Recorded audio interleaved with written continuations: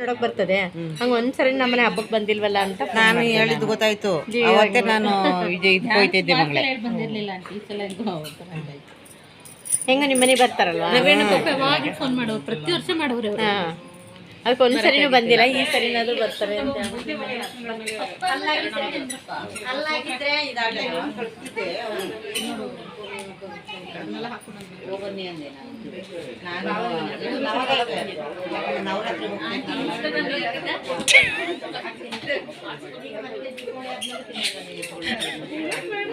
ತಿನ್ನಲ್ಲ, ತಿನ್ನಲ್ವಾ ಈ ಸರಿ ಇದ್ದಾರೆ.